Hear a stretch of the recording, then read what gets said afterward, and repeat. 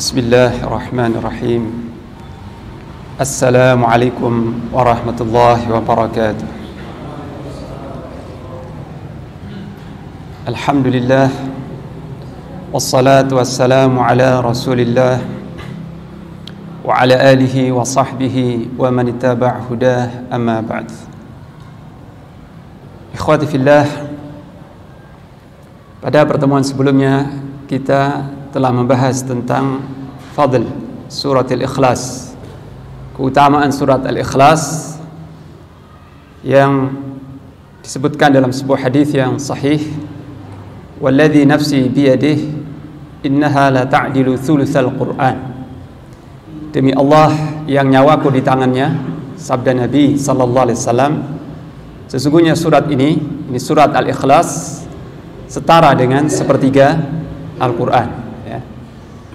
Maksudnya setara dengan sepertiga Al-Quran adalah pahala membacanya dari dua sisi. Sepertiga Al-Quran dari dua sisi. Pertama dari sisi ajr, pahala. Pahala membaca surat Al-Ikhlas, pahalanya sama, setara dengan membaca sepertiga Al-Quran. Ini karunia Allah SWT. Kemudian sisi yang kedua adalah dari sisi kandungan atau isinya. Jadi surat Al-Ikhlas, isinya, kandungannya itu setara dengan sepertiga Al-Quran. Kenapa demikian? Karena para ulama berkata Al-Quran itu isinya terbagi tiga.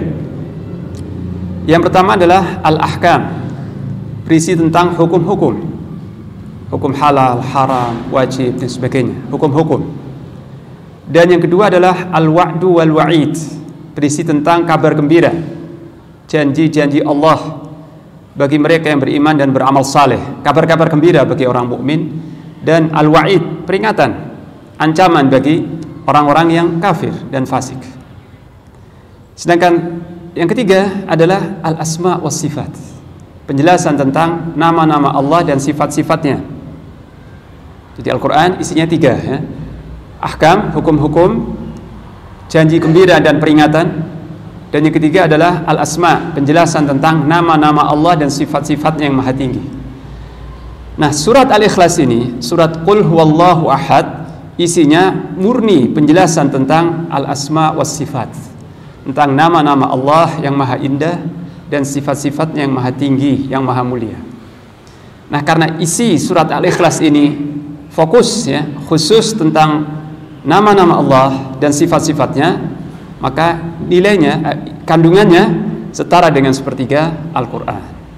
Ini. Nah, sekarang kita bahas tentang isinya atau kandungannya. Allah Ta'ala berfirman dalam surat yang mulia ini, A'udzu billahi minasyaitonir rajim, Bismillahirrahmanirrahim, Qul huwallahu ahad, Allahus samad, lam yalid wa lam yulad wa lam yakul lahu kufuwan ahad. Katakanlah wahai Rasulullah, dan kita juga diperintahkan untuk mengatakan ini. Qul huwallahu ahad, katakanlah dengan lisanmu dan dengan hatimu. Ucapkan dengan lisanmu dan juga dengan hatimu. Yakini dengan hatimu. Huwallahu ahad, dialah Allah yang Maha Esa. Nah, ayat pertama ini menegaskan tentang tauhid, tauhidullah, tentang keesaan Allah Subhanahu wa ta'ala. Dan ini adalah asluddin, pokoknya agama, wa asasus syariah, dan landasan dari syariat ini. Jadi syariat Islam yang banyak ini, yang luar biasa banyaknya dan agungnya syariatnya, berupa salat, zakat, ahkam, muamalah, adab, akhlak. Syariat yang besar ini, fondasi utamanya adalah tauhid.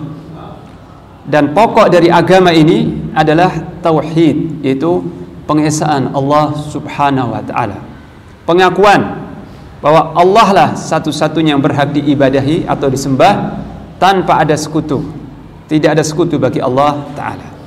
Nah, keyakinan bahwa hanya Allah lah satu-satunya Rabb di alam semesta dan satu-satunya ilah, sesembahan yang berhak disembah oleh seluruh hambanya, ini adalah asluddin, pokok dari agama ini, tauhid. Dan untuk ini Allah Subhanahu wa taala mengutus semua rasul, semua nabi dan rasul. Semua nabi dan rasul diutus oleh Allah Subhanahu wa taala. Inti seruan mereka, ya, tema utama dakwah mereka adalah menyeru manusia, menyeru kaumnya kepada kalimat la ilaha illallah, agar mereka menyembah Allah taala semata dan meninggalkan sesembahan-sesembahan di samping Allah taala. Allah berfirman dalam surah Al-Anbiya, "Wa ma arsalna min qablika min rasulin illa nuhi ilaihi annahu la ilaha illa ana fa'budun." Dan tidaklah kami mengutus sebelum engkau, ya, wahai Rasulullah, tidaklah kami mengutus seorang rasul pun sebelum engkau, melainkan kami wahyukan kepadanya, kepada rasul itu, untuk diserukan kepada kaumnya apa? Sesungguhnya tidak ada ilah yang berhak disembah selain aku, kata Allah. Fa'budun, maka sembahlah aku. Ini inti dakwah para nabi dan rasul. Dan yang pertama kali diserukan atau didakwahkan oleh setiap nabi kepada kaumnya sebelum perkara yang lain adalah ini: Anibudullah ma lakum min ilahin ghairuh. Sembahlah Allah yang tidak ada sesembahan bagi kalian selain Dia semata. Ini. Dan juga ini yang pertama kali didakwahkan oleh Rasulullah Muhammad SAW kepada kaumnya, kepada kaum musyrikin di Makkah, ya. Pertama kali, ya, adalah seruan kepada tauhid, keesaan Allah Subhanahu wa taala. Dan ini pula syarat masuk surga, ya.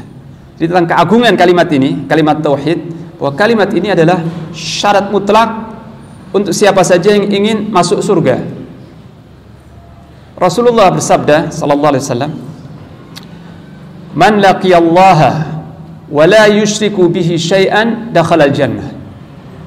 Wa man laqiyahu yusyrik bihi syai'an dakhala an-nar." Rawahu Muslim, ya. Barang siapa yang berjumpa menghadap Allah, ya, dalam keadaan tidak menyekutukannya dengan sesuatu, maka ia akan masuk surga. Jadi ini jaminan dari Rasulullah sallallahu alaihi wasallam. Barang siapa yang menghadap Allah dalam keadaan tidak menyekutukannya dengan sesuatu apapun, maka ia akan masuk surga. Dan barang siapa yang berjumpa dengan Allah sedangkan dia menyekutukan Allah dengan sesuatu, maka pasti masuk neraka. Jadi ini pembeda, pemisah antara ahlul jannah dan ahlul nar. Siapa yang meyakini la ilaha illallah, meyakini qul huwallahu ahad, maka dakhala jannah, masuk surga. Dan siapa yang menyekutukan Allah atau mengingkari kalimat la ilaha illallah, dakhala nar, maka dia akan masuk neraka. Nah, maksud hadis ini, siapa yang mati dalam keadaan beriman dan bertauhid dan dia menjauhi dosa-dosa besar, dia terbebas menjauhkan dirinya dari dosa-dosa besar, maka dia akan masuk surga secara langsung tanpa azab. Jadi siapa yang mati dalam keadaan bertauhid dan menjauhi dosa-dosa besar, maka dia akan masuk surga tanpa singgah di neraka meskipun sebentar. Ini. Sedangkan barang siapa yang mati dalam keadaan bertauhid tapi dia masih melakukan dosa-dosa besar yang dia belum bertaubat darinya, dia tauhidnya lurus, tauhidnya murni, tapi dirinya tercemar oleh dosa-dosa besar, maka keputusannya diserahkan kepada Allah Ta'ala. Kalau Allah menghendaki, dia akan diampuni, dan kalau Allah menghendaki, maka hamba ini akan diadab sesuai dengan dosa-dosanya. Tetapi fin nihayah, kesudahannya, hamba ini akan masuk surga. Jadi seorang yang mati dalam keadaan bertauhid, kesudahannya dia akan masuk surga. Kalau dia mati dalam keadaan bersih dari dosa-dosa besar, dia tidak mampir di neraka. Tapi kalau dia masih melakukan dosa-dosa besar dan belum bertaubat darinya, mungkin Allah mengampuni dan mungkin Allah mengadabnya, tapi kesudahannya tetap di surga. Sedangkan siapa yang mati dalam keadaan musyrik, na'udzubillah min dzalik, maka Allah haramkan baginya surga. Ya, ini. Sebagaimana Allah berfirman dalam surah Al-Maidah, "Innahu may yusyrik billahi faqad harramallahu alaihi al-jannah wa ma'wahun nar wa ma lidh-dhalimina min ansar. Barang siapa yang menyekutukan, sesungguhnya barang siapa yang menyekutukan Allah, maka Allah haramkan baginya surga dan tempat tinggalnya adalah neraka, dan tidak ada bagi orang-orang yang zalim, ini orang-orang yang musyrik itu, seorang penolong pun. Ini ketetapan Allah Ta'ala. Barang siapa yang menyekutukan Allah Ta'ala, Allah haramkan baginya surga dan tempat tinggalnya di neraka, kekal selama-lamanya, dan tidak ada penolong bagi orang-orang yang musyrik.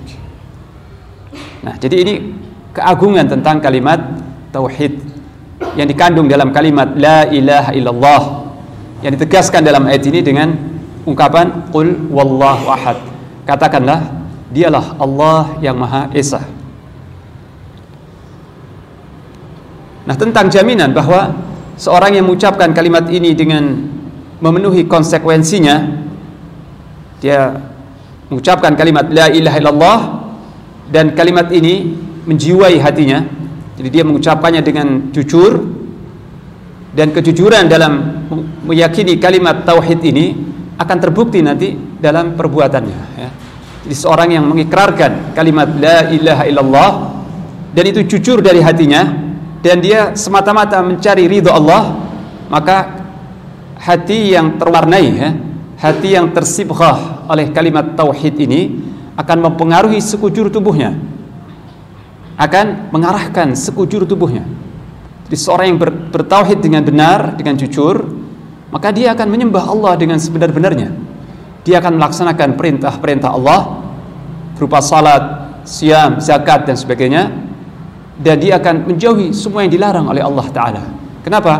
Karena hatinya telah benar-benar mengesahkan Allah, memurnikan ibadahnya, penghambaannya, kecintaannya yang tertinggi, dan khauf, rasa takutnya kepada Allah.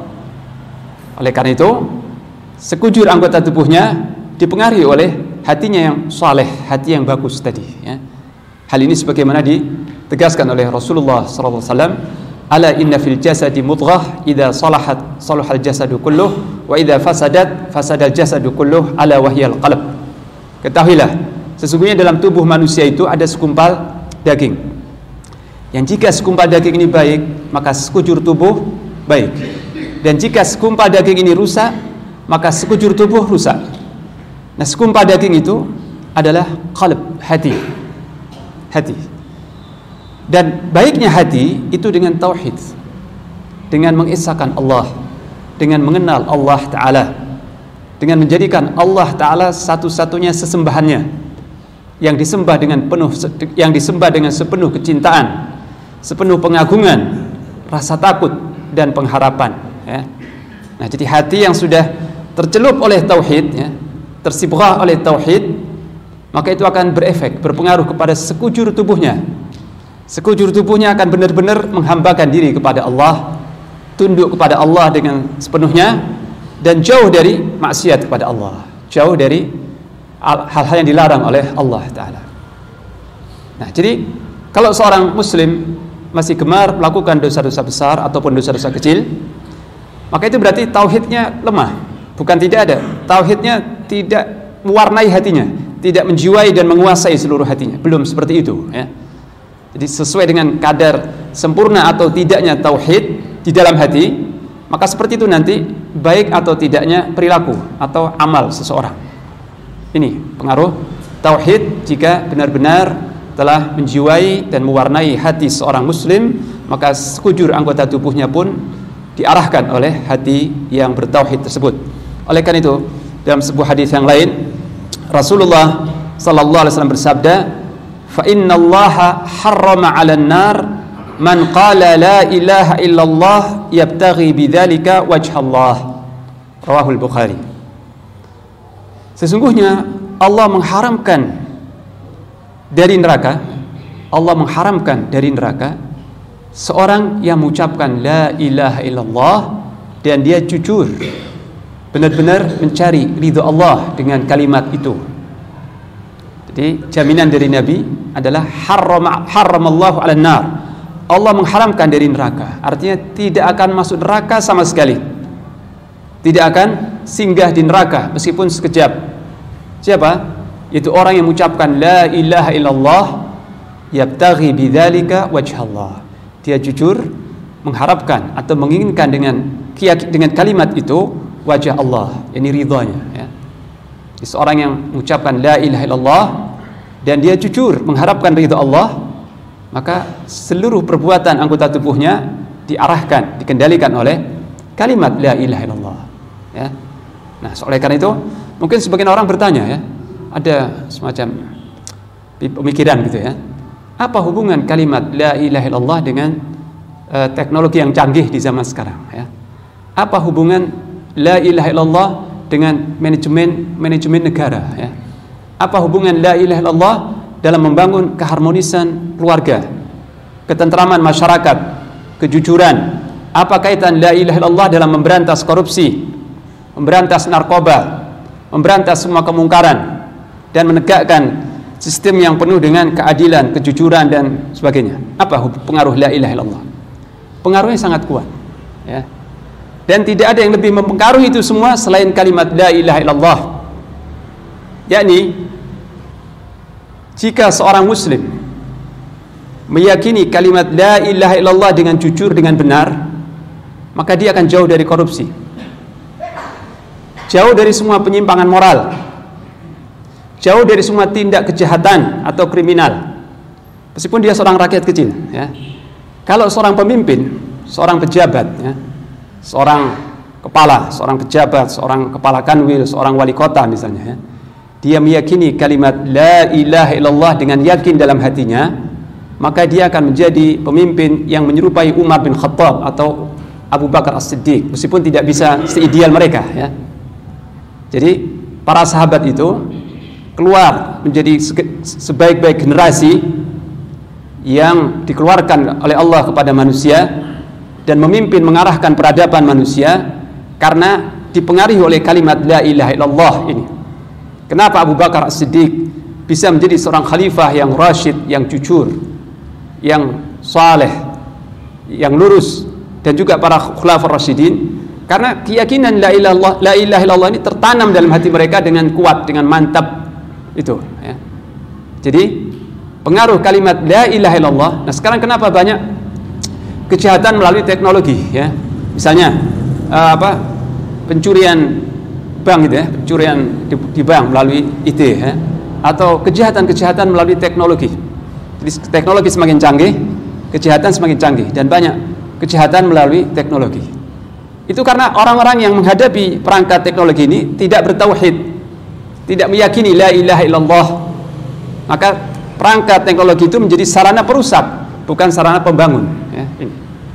Kenapa banyak penulis-penulis yang pemikirannya liberal, ilmuwan-ilmuwan, pemikir-pemikir yang pemikirannya ngacau, ya, sesat, merusak? Kenapa? Karena pulpen, pena yang mereka pegang itu, pena tersebut tidak dipegang oleh tangan-tangan yang meyakini la ilaha illallah. Jika mereka meyakini la ilaha illallah, karya tulis mereka, pena itu akan ditoreskan, ya, sesuai dengan keyakinan la ilaha illallah. Kenapa kurikulum pendidikan di negeri-negeri kaum muslimin banyak catatan dan banyak kerusakan, banyak penyimpangan? Karena yang menyusun kurikulum pendidikan itu tidak meyakini dengan mantap kalimat la ilaha illallah. Maka kurikulumnya banyak catatan dan kelemahan di sana sini, ya. Karena kelemahan kalimat tauhid. Kenapa rumah tangga banyak yang berantakan, ya? Banyak kezaliman mungkin dari pihak suami, dari pihak istri, dari pihak anak, ya. Banyak kezaliman dan ketidakharmonisan karena anggota rumah tangga itu tidak meyakini dengan mantap kalimat la ilaha illallah, ya. Kenapa banyak kerusakan di masyarakat, kerusakan generasi muda? Semuanya kembali kepada lemahnya, tidak mantapnya dan tidak benarnya mereka meyakini dan memegang kalimat la ilaha illallah itu, ya.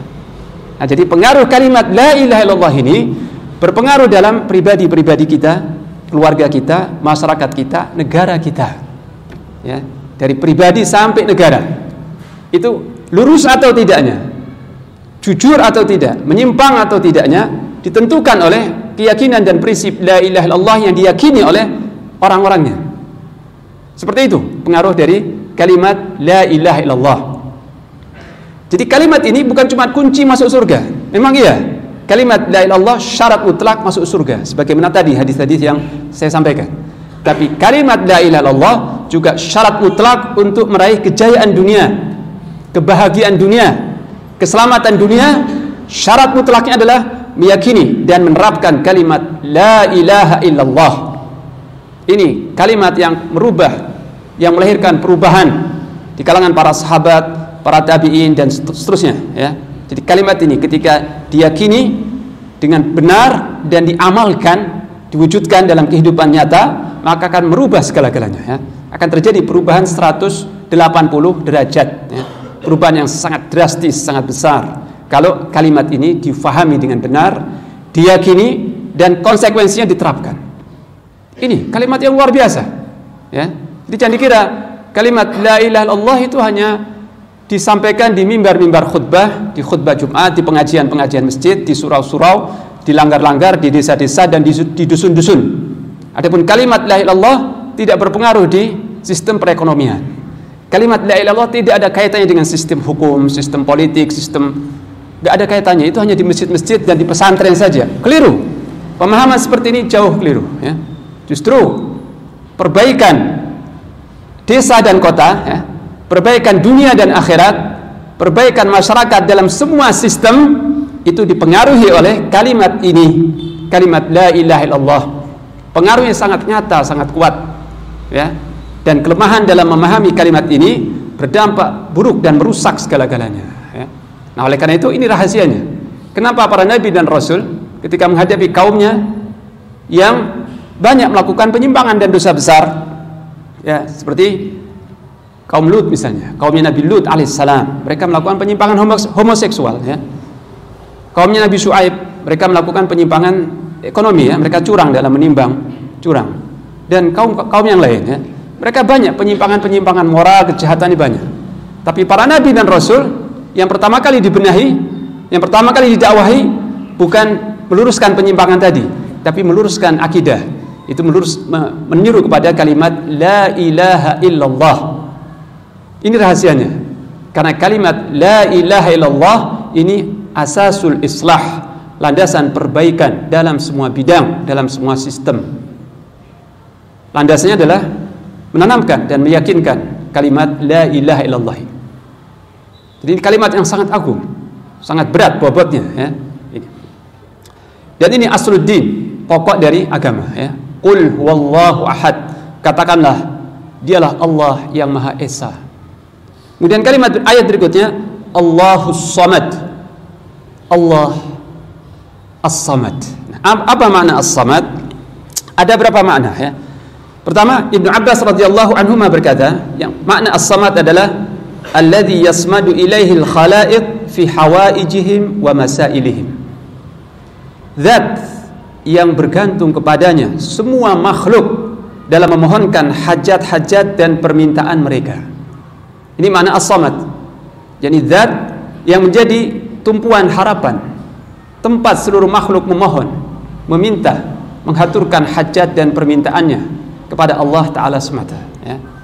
Ini makna As-Samad, yakni satu-satunya zat yang menjadi tumpuan harapan, permohonan dan kebutuhan seluruh makhluk yang di langit maupun di bumi. Allah satu-satunya. Kenapa Allah As-Samad? Allah tempat bergantung, tumpuan harapan dan permohonan seluruh makhluk, karena seluruh kebaikan di sisinya. Biyadihil khair, di tangannya seluruh kebaikan, seluruh rizki, seluruh karunia dan rahmat di tangan Allah semata, tidak di tangan yang lain.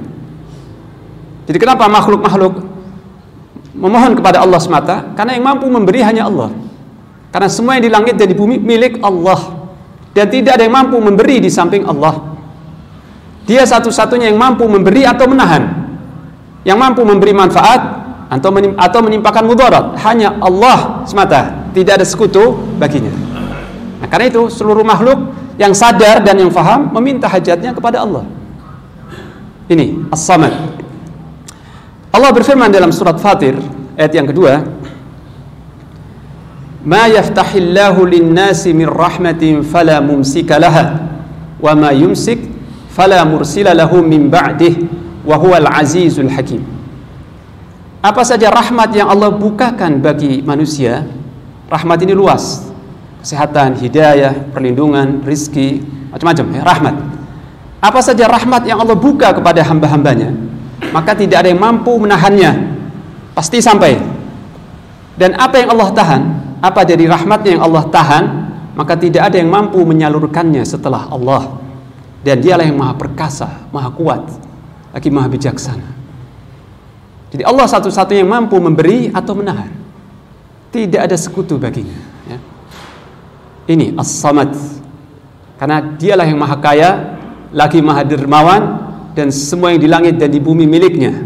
Wa in min syai'in illa indana khazainuh, tidak ada sesuatu pun melainkan di sisi kami gudang-gudang kekayaannya. Jadi semuanya milik Allah. Siapa yang meminta, memohon kepada selain Allah, dia memohon kepada sesuatu yang tidak bisa memberi, tidak bisa mengabulkan doa, tidak bisa memberi manfaat. Maka oleh karena itu kenapa disembah ya? Jadi tidak ada yang berhak disembah selain Allah, karena dia menciptakan, dia memberi rizki dan sebagainya. Nah oleh karena itu Allah mencela orang-orang musyrik yang menyembah selain Allah sesuatu yang tidak bisa memberi manfaat atau menimpakan mudarat secuil pun. Kenapa disembah? Ya, makhluk-makhluk yang lemah, yang miskin, yang dhaif. Kenapa disembah? Ya. Allah berfirman dalam surat Al-Ankabut, "Qul ata'buduna min dunillah ma la yamliku lakum dharran wala naf'a wallahu huwas sami'ul alim." Surat Al-Maidah. Katakanlah wahai Rasul pada mereka kaum musyrikin, apakah kalian menyembah di samping Allah sesuatu yang tidak memberi manfaat, tidak mampu memberi manfaat atau mudarat kepada kalian? Kenapa kalian sembah? Ya, patung-patung yang bisu, manusia-manusia yang lemah dan akan mati. Kenapa kalian menyembah sesuatu selain Allah yang tidak mampu menyalurkan kepada kalian manfaat atau menimpakan mudarat? Kenapa kalian sembah? Di mana akal kalian? Ya. Juga semua yang disembah selain Allah, siapa saja, apa saja, tidak mampu memberi rizki, karena hanya Allah satu-satu yang mampu memberi rizki. Oleh karena itu Allah mencela kaum musyrikin yang menyembah sesuatu yang tidak mampu memberikan rizki. Allah berfirman dalam surat Al-Ankabut, "Innal ladzina ta'buduna min dunillahi la yamlikuna lakum rizqa fabtaghu 'indallahir rizq wa'buduh." Ya. Sesungguhnya apa-apa yang kalian sembah selain Allah itu tidak mampu memberikan kepada kalian rizki, maka mintalah di sisi Allah rizki, carilah di sisi Allah rizki dan sembahlah Dia. Nah di sini kaitannya sangat jelas ya. Jadi makhluk atau sesuatu yang tidak mampu memberi rizki jangan disembah, nggak ada manfaatnya. Sembahlah Allah satu-satu yang mampu memberi rizki ya. Fabtaghu 'indallahir rizq wa'buduh washkurulah ya. Carilah rizki di sisi Allah, mintalah kepada Allah karena Dia yang mampu memberikannya. Wa'buduh, dan sembahlah Allah dan bersyukurlah kepadanya. Ini ya. Ini makna As-Samad. Makna kedua dari As-Samad seperti diterangkan oleh Ibn Abbas juga adalah Asy-Syarif alladzi kamula fi syarafih wal 'azim alladzi kamula fi 'azamatihi wal 'alim alladzi kamula fi 'ilmihi wal hakim alladzi kamula fi hikmatihi. Yang maha mulia, zat yang maha mulia, yang benar-benar sempurna dalam kemuliaannya, tidak ada yang kurang sedikit pun. Yang maha agung, maha besar, dan benar-benar maha sempurna dalam keagungannya, tidak ada kekurangan dalam keagungannya. Al-Alim, yang maha berilmu, maha mengetahui segala-galanya, dan benar-benar sempurna dalam ilmunya. Wal Hakim, yang maha bijaksana, yang benar-benar sempurna dalam hikmah atau kebijaksanaannya. Jadi dengan kata lain, seperti diterangkan oleh Ibn Abbas ini, Allah SWT adalah zat yang maha sempurna dalam semua sifat-sifat ketinggiannya, maha sempurna dalam seluruh sifat-sifat ketinggiannya. Tidak ada celah atau kekurangan atau kelemahan bagi Allah dari sisi manapun ya. Jadi betul-betul zat yang maha sempurna dalam keagungan, kemuliaan, kebesaran, ilmu dan hikmah. Nah, zat yang seperti ini sifatnya, dialah satu-satunya yang berhak diibadahi atau disembah ya. As-Samad. Ini nama Allah yang maha indah, yang penuh berkah. Nah, karena Allah As-Samad, Atau sebagian lagi menyimpulkan ya, makna as-samad itu disimpulkan dengan al-mustaghni an kulli syai' wa la yastaghni anhu kullu syai'. Zat yang tidak membutuhkan sesuatu pun dari siapa saja ya. Zat yang tidak membutuhkan dari siapapun, tapi semuanya tidak bisa tidak butuh kepada Allah ya. Jadi semuanya sangat berhajat, sangat butuh kepada Allah. Ini makna as-samad. Zat yang tidak butuh kepada siapapun, karena Maha Kaya, Maha Agung ya. Zat yang tidak butuh kepada siapapun, tapi selainnya semua makhluk sangat butuh dan berhajat kepadanya ya. Allah yang as-samad seperti itu, dialah satu-satu yang berhak diibadahi dan disembah serta tidak dipersekutukan ya. Kemudian ayat berikutnya, lam yalid wa lam yulad, dia tidak melahirkan dan tidak dilahirkan.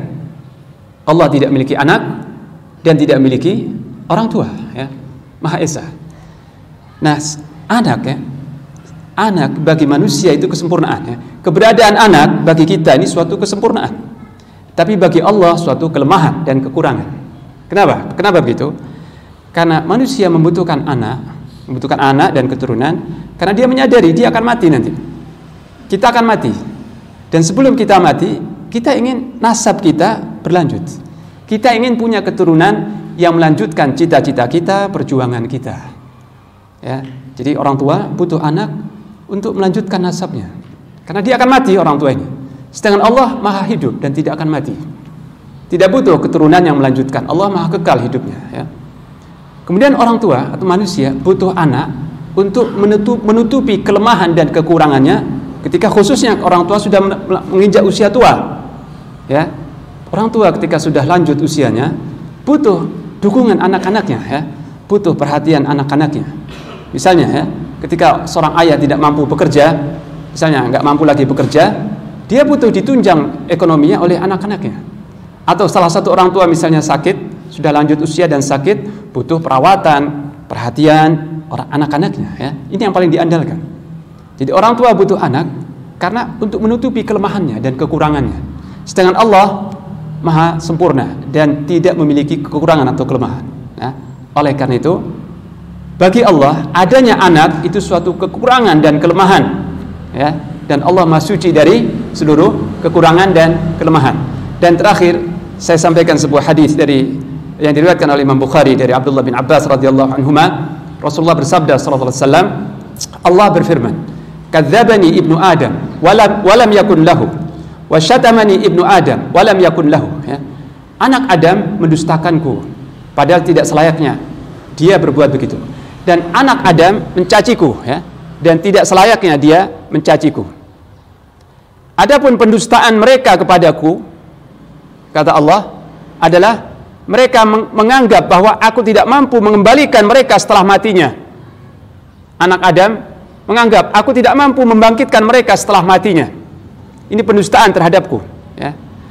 Dan adapun wasyatmuhu iyaya, cacian mereka kepadaku, kepada Allah adalah mereka berkata bahwa aku memiliki anak. Fasubhani an attakhid sahibatan aw walada. Maha suci aku kata Allah dari memiliki istri atau anak. Hadis riwayat Bukhari ya.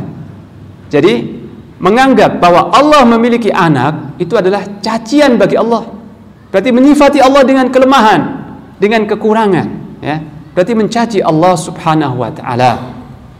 Ini ya.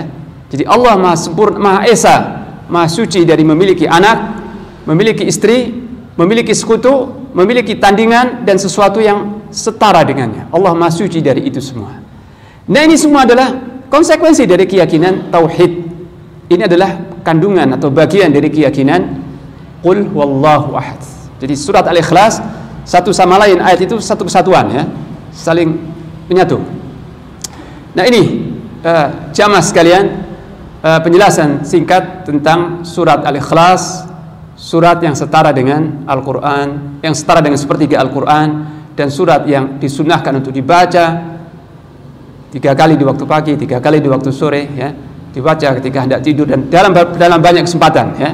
Surat ini disunnahkan untuk dibaca berulang-ulang kali ketika siang dan malam, supaya makna dan pesan-pesan kalimat pesan-pesan ayat Al-Ikhlas ini terus menyertai hati kita setiap saat, setiap waktu, ya. Ini insyaallah yang dapat saya sampaikan. Lebih dan kurangnya saya mohon maaf. Wassallallahu ala nabiyyina Muhammad wa ala alihi wa sahbihi wasallam. Wassalamualaikum warahmatullahi wabarakatuh.